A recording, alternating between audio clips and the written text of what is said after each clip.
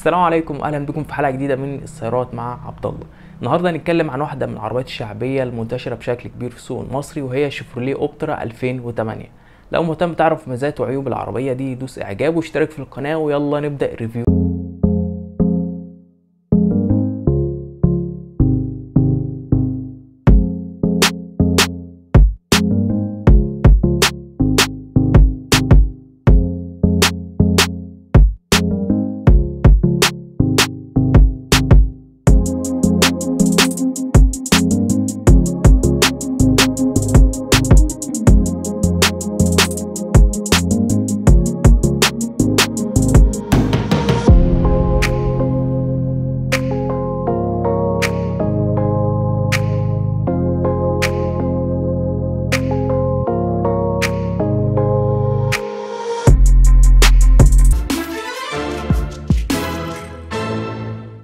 الشيفروليه اوبترا بتيجي بموتور 1600 سي سي بقوه 107 حصان عند 5800 لفه في الدقيقه، واقصى عزم الموتور ده هو 150 نيوتن على المتر عند 4000 لفه في الدقيقه.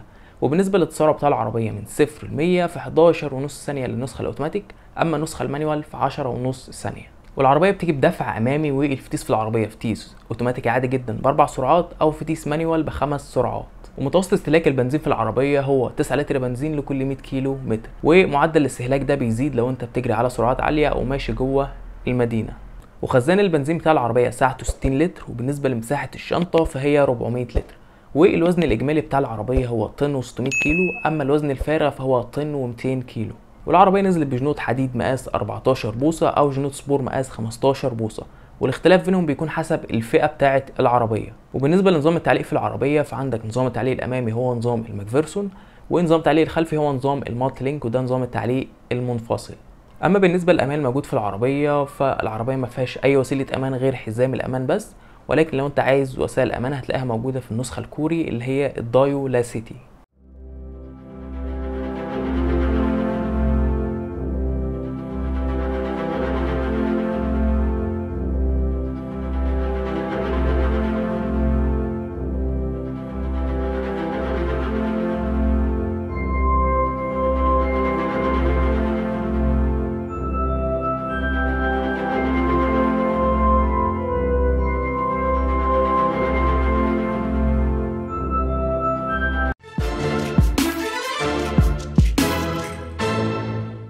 لما نيجي نبص على التصميم الخارجي بتاع العربيه هنلاقيه تصميم انسيابي بيديك الشعور بانها عربيه محترمه. تعالوا نبدا بالمقدمه بتاعه العربيه. عندنا الفوانيس بتاعه العربيه بتيجي بحجمها المتوسط، وطبعا بتنزل باضاءه هالوجين. وفي النص هنلاقي الشبكه النيكل بتاعه العربيه اللي بتضيف لمسه حلوه للتصميم، وفي نص الشبكه بنشوف اللوجو بتاع شركه شيفروليه. وتصميم الاكسدام بتاع العربيه تصميم بسيط وموجود تحت اماكن فوانيس الضباب مع فتحات التهويه السفليه اللي جايه بمساحات كبيره. اما تصميم الجناب بتاعه العربيه فده تصميم بسيط برضه، ولكن فيه كام لمسه حلوين. واول حاجه بنشوفها هنا هو المكان اللي فوق الكاوتشات بتاعه العربيه شكله بارز لبره شويه، وده مدي شكل جميل. والاوكر بتاعه العربيه برضه شكلها متواضع جدا ولكن لطيف جدا. وعندنا في نص الباب بتاع العربيه بنشوف الجزء البلاستيك اللي هو اسمه الجرايد، وده كويس لانه بيحمي الباب بتاع العربيه من الخبطات سواء في الحيطه او في العربيه اللي واقفه جنبك. نروح للجنود بتاعه العربيه اللي بتختلف حسب فئه العربيه. وعندنا هنا الجنود بتاعه العربيه جنود حديد عليها تصاد بلاستيك ولكن شكلها حلو. والتصميم الخلفي بتاع العربيه هنلاقيه جاي بالشكل الانسيابي المتناسق مع باقي تصميم العربيه. والشنطه بتاعه العربيه شكلها متواضع، وفي نصها بنشوف اللوجو بتاع شيفروليه. والفوانيس جايه بشكلها الطولي باضاءه هالوجين برضو، وتحت خالص الاكسدام وده تصميمه بسيط جدا.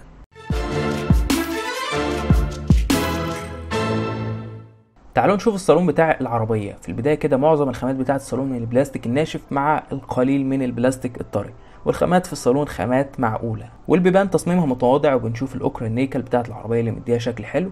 وبنشوف فوق المقبض في جزء كبير مبطن بالقماش، وموجود تحت زراير التحكم في الازاز الكهرباء. والكراسي بتاعه العربيه بتنزل بفرش قماش قطيفه خامته كويسه، والكراسي بتاعه العربيه مريحه في القعده بشكل لحد ما كويس. والطاره بتيجي باربع اطراف وبتنزل بشكلها المعتاد لمعظم عربيات شيفروليه في الفتره اللي نزلت فيها العربيه، وبتيجي باللون الرمادي مع اجزاء صغيره باللون الرصاصي اللي مديها شكل حلو. تعالوا نشوف العدادات اللي بتتميز بشكلها المتواضع وبتنور باللون الاخضر. وعلى الشمال عندنا عداد الار بي ام، وفي النص عندك عداد السرعه، وعلى اليمين موجود عداد البنزين والحراره. وفي النص موجود شاشه فيها بيانات العربيه زي الكيلوات اللي العربيه مشيتها وشويه معلومات تانية. في التابلو بتاع العربية هنلاقي الخامات بتاعته من البلاستيك الطري، ودي حاجة حلوة في العربية لأن بنشوف عربيات كتير سعرها غالي وبيكون كله بلاستيك ناشف.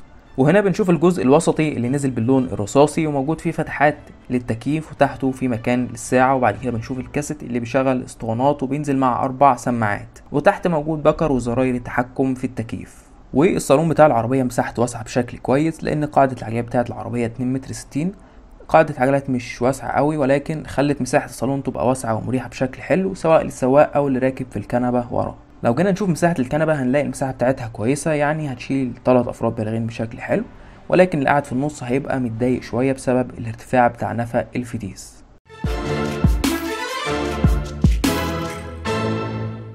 لو انت من الناس اللي بتحب العربيه يكون موتورها قوي بيستجيب معاك بشكل سريع، فالشيفروليه اوبترا هتكون خيار كويس ليك لانها بتتمتع بموتور 1600 سي سي بيطلع 107 حصان. فالتسارع بتاع العربيه واستجابتها معاك هتلاقيه كويس جدا، لان زي ما قلنا العربيه بتتسارع من 0 ل 100 في 11.5 ثانيه للنسخه الاوتوماتيك، والنسخه المانيوال في 10.5 ثانيه. فالموتور بتاع العربيه يعجبك لانه موتور قوي. لما نبص على شنطه العربيه هنلاقي ان مساحتها 400 لتر، ودي مساحه كويسه هتقدر تشيل فيها الحاجات اللي انت عايزها بشكل كويس جدا. اما لو الشنطه ما كفتش الحاجات بتاعتك فهتضطر تستغنى عن الكنبه وتنزل الظهر بتاعها، وهتلاقي الدنيا وسعت معاك بشكل حلو جدا. تعالوا بقى نشوف اكتر حاجه بتخلينا منتعشين في الجو الحر، وهي تكييف العربيه. التكييف بتاع الشيفروليه اوبترا بيقدم لك اداء جيد جدا في التبريد، يعني تقدر تديله 6 درجات من 10. نيجي بقى لحاجه مهمه جدا جدا لازم تسال عليها قبل ما تشتري اي عربيه، وهي توافر قطع غيارها، لان قطع غيارها لو مش متوفره هتتعبك بعد كده. والشيفروليه اوبترا قطع غيارها متوفره بشكل كويس جدا في جميع محافظات مصر، يعني منتشره ومغرقه الدنيا، واسعارها مش غاليه، تعتبر اسعار تحت المتوسط. لو كملت الفيديو لغايه هنا ما تنساش تدعمنا بالاعجاب والاشتراك في القناه وتفعل زر الجرس عشان يوصلك كل جديد. لو بتدور على عربيه تريحك في التعامل مع المطبات والنقر الموجوده في الشوارع بتاعتنا، فالشيفروليه اوبترا هتساعدك في ده بشكل كبير، لان العفشه بتاعت العربيه طريه وناعمه، فبالتالي احساسك بالمطبات والنقر والكلام ده كله هيكون بسيط جدا. لما نتكلم عن العزل بتاع العربيه هنلاقي ان العزل في الشيفروليه اوبترا يعتبر عزل متوسط الجوده، يعتبر اقل من المتوسط كمان، لانك بتسمع اصوات خارجيه زي صوت الهواء والطريق والموتور. فالعزل في الشيفروليه اوبترا بشكل عام يعتبر مقبول. كمان الشيفروليه اوبترا بتتمتع بخلوص ارضي 16 سم، فده هيساعد العربيه انها تتعامل مع المطبات الغبيه اللي موجوده في مصر بشكل لحد ما كويس. في كتير من الناس بيمشوا على سرعات عاليه، سواء لانهم بيحبوا الجري او لانهم بيسافروا كتير. فحب اقول لهم ان الثبات بتاع العربيه كويس، ولكن مش افضل حاجه، لان العربيه بتبقى ثابته بشكل كويس لغايه 120 كيلو متر في الساعه. وضعف الثبات بتاع العربيه بيظهر بشكل كبير في الملفات الشديده، او لو انت خدت غرزه.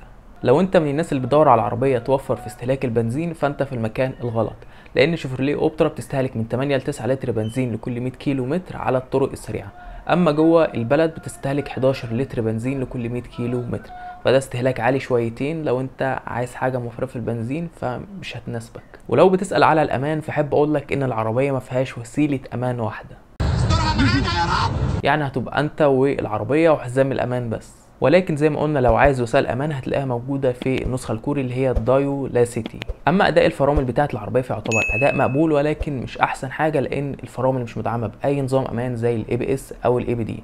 فلو انت ماشي على سرعه وظهرت حاجه قدامك فجاه وحبيت تدوس فرامل هتلاقي العربيه بتزحف معاك ومش هتقف بسرعه، وبالاخص لو الطريق فيه رمله. طريق سلامتك. نيجي بقى للملخص السريع الشامل المتكامل. شيفروليه اوبترا بتقدم لك موتور قوي، بتقدم لك تسارع حلو جدا، بتقدم لك الاعتماديه والعمليه، بتقدم لك الاقتصاديه في قطع غيارها وسهوله صيانتها، ولكن ما بتقدمش الاقتصاديه في استهلاك البنزين. فالعربيه بشكل عام تعتبر معقوله جدا. سعر العربية المستعملة للحالات الكويسة بيتراوح من 100,000 جنيه لغاية 160,000 جنيه، وطبعا السعر ده بيختلف حسب الحالة والموديل والفئة بتاعة العربية. هسيب لكم تحت في وصف الفيديو لينك الجروب بتاع ملاك العربية لو عايزين تسألوا على حاجة أو تشوفوا أسعار العربيات المستعملة. في النهاية لو عجبك الفيديو متنساش تدعمنا بالإعجاب والاشتراك في القناة وتفعل زر الجرس عشان يوصلك كل جديد.